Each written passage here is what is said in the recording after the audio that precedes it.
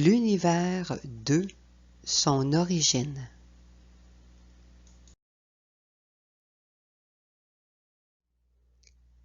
Qui est Dieu? Essayons de définir le Créateur et son emplacement à partir des écrits de Madame Adéla Tremblay-Sergerie. Dieu est tout. Il est un, indivisible et indestructible. Il rayonne à l'infini, sans frontières possibles. Le rayonnement de Dieu est l'énergie qui contient le potentiel des mondes présents et à venir.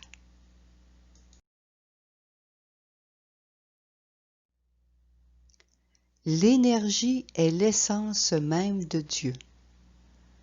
Dieu est le principe du mouvement, du temps et de l'espace. Le mouvement est l'action de Dieu. Le temps est la continuité de Dieu. L'espace est l'omniprésence de Dieu. La continuité de Dieu est l'éternité de Dieu.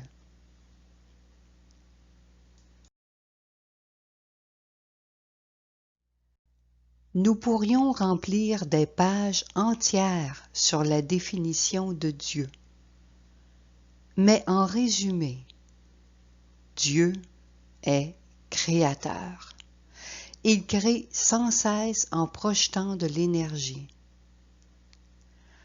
Pour mieux le comprendre, imaginons qu'il est l'immense soleil central qui rayonne à l'infini et qui alimente en énergie tout ce qui sera créé.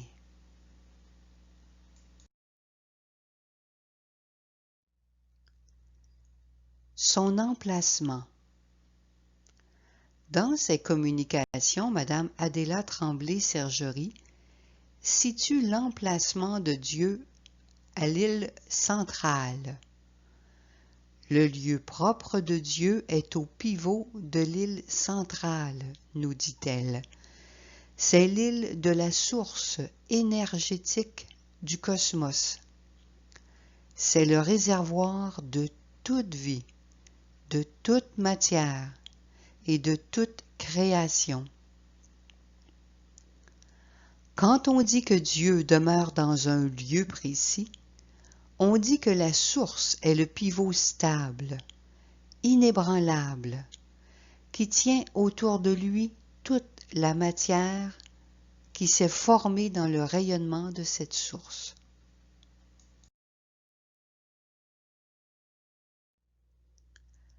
Voici une illustration de l'île centrale telle que reçue en communication par Madame Adéla Tremblay-Sergerie.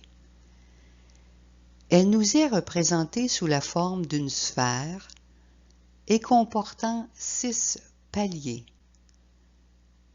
ce dont il sera question un peu plus loin dans ce diaporama.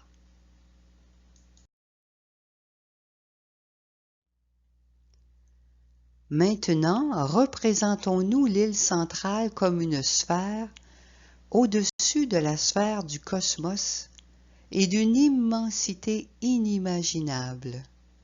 Alors on voit dans l'illustration de droite la sphère du cosmos qui nous est représentée par le cercle blanc à l'intérieur duquel circulent les 7 super-univers, dont le nôtre, le 7e. Alors il en sera question dans une diapositive ultérieure. Alors cette sphère du cosmos, au-dessus d'elle se trouve l'île centrale, et on dit que la grandeur de cette île est énorme.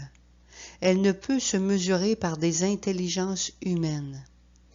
La circonférence semble occuper tout le cosmos, car au-delà de cette sphère de l'île centrale, le cosmos n'a l'apparence que d'une pelure sur un fruit.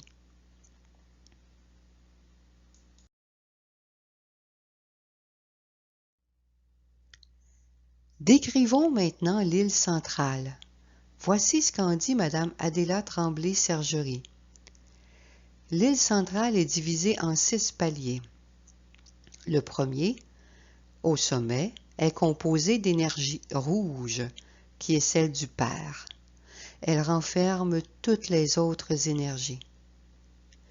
Cependant, Dieu, dont l'essence est de créer, distille de son sein une énergie jaune qu'on appelle celle du Fils.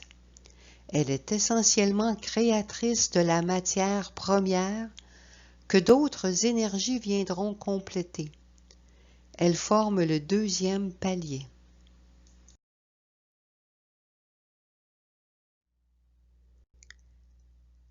Description du troisième palier.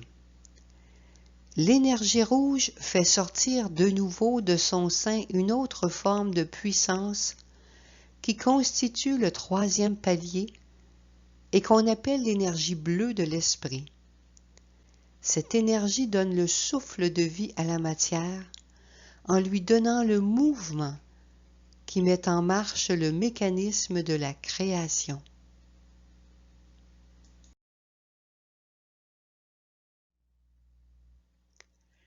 Les 3 énergies primaires forment le noyau divin.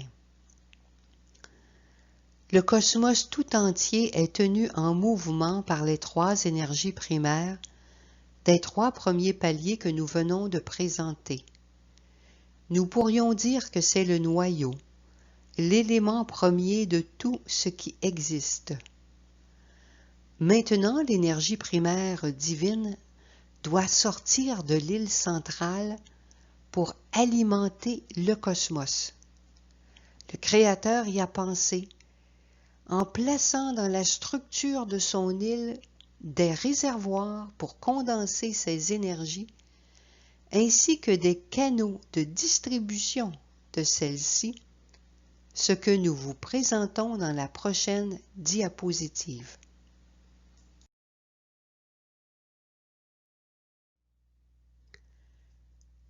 Nous revoyons ici l'île centrale, alors avec au 4e et 5e palier, la présentation des réservoirs d'énergie ainsi que les canaux de distribution de ces énergies vers l'espace.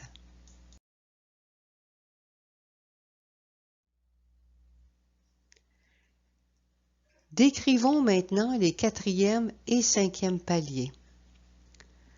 Le plan de Dieu, tracé de toute éternité, demande des réservoirs d'énergie pour alimenter l'immense création qui sortira de son énergie.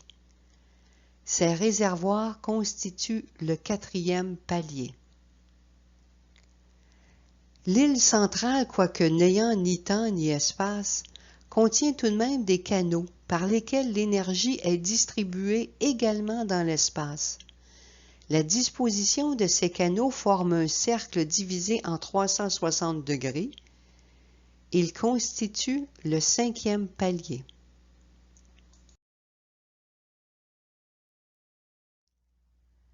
Décrivons maintenant le 6e et dernier palier. Mais à cette coulée d'énergie, il faut une force pour cimenter la matière qui se développera dans l'énergie infinie.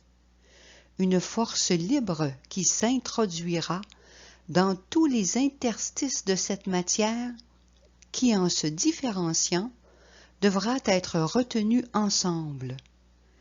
Cette force, qu'on appelle énergie libre, forme le 6e palier. Elle est distribuée, elle aussi, par les canaux de l'énergie primaire des 3 premiers paliers. L'énergie libre est formée d'énergie bleue, avec un léger mélange de rouge et de jaune.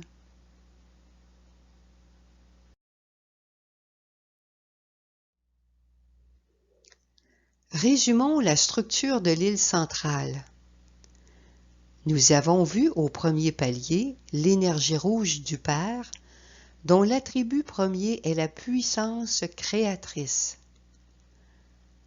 Au second palier, l'énergie jaune du Fils, création de la matière première que d'autres énergies viendront compléter. Au troisième palier, l'énergie bleue de l'esprit, qui donne le souffle de vie à la matière. Au quatrième palier, nous avons vu les réservoirs d'énergie. Au cinquième palier, les canaux de distribution de l'énergie vers l'espace. Le sixième palier, l'énergie libre.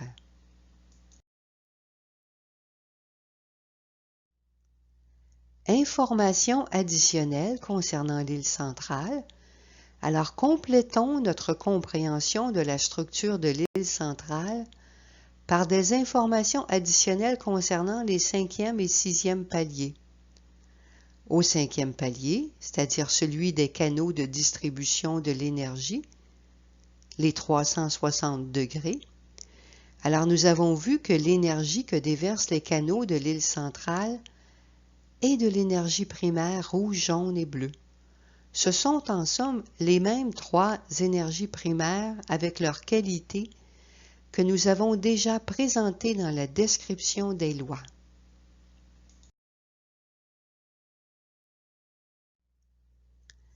Ces trois courants primaires, alors on parle de l'énergie rouge, jaune et bleue, à la sortie de l'île centrale, se mélangeront pour former les trois courants d'énergie complémentaires, soit le vert, le violet et l'orangé. Car ces courants seuls sous cette forme primaire ne pourront construire de matière puisque leurs vibrations sont trop hautes. Mais comme la matière a besoin d'être réparée, ces 6 courants se redivisent et forment ce qu'on appelle les courants d'énergie ombrée.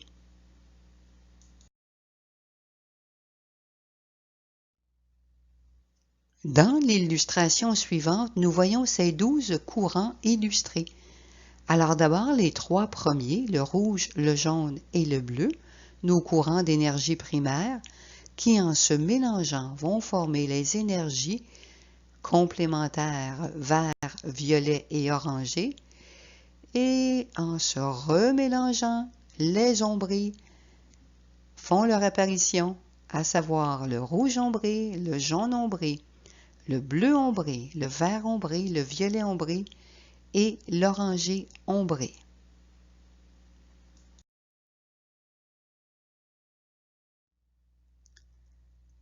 Poursuivons avec les informations additionnelles concernant l'île centrale en reprenant la définition de l'énergie libre que nous avons présentée au 6e palier.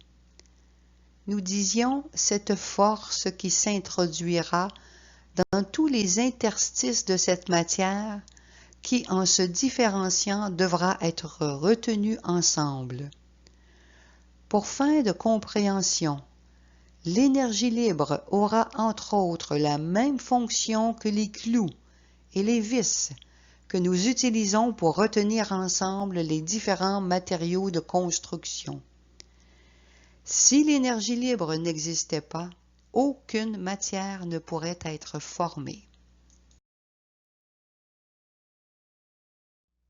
Nous pourrions en parler des pages et des pages de cette île centrale, notre origine à tous. Nous vous invitons à lire le document intitulé « La structure de l'univers » disponible à la Fondation scientifique Univers. Le prochain diaporama portera sur les forces que le Créateur va mettre en place pour assurer la bonne réalisation du plan de l'univers, c'est-à-dire les lois.